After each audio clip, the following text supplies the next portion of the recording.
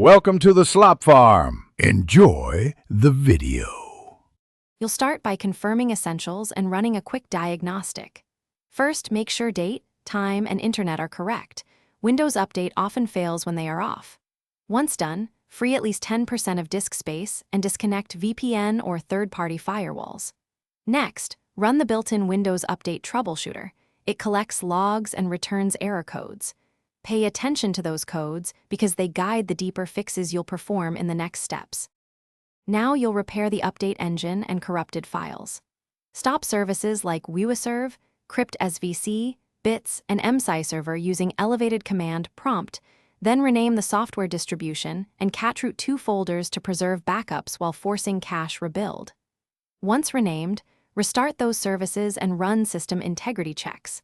First sfc/scano to fix file corruptions, then dism/online/cleanupimage, finish by checking for updates again and installing feature or quality updates one at a time to isolate issues.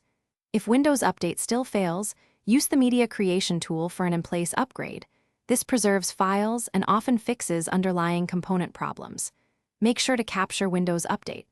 Log and check Event Viewer for persistent error codes if you need to escalate. If a single update keeps failing, hide it temporarily and install others. Then retry the problematic patch after system health improves.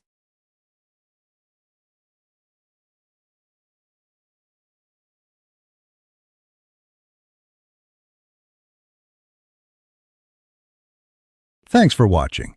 Consider subscribing if we helped you today.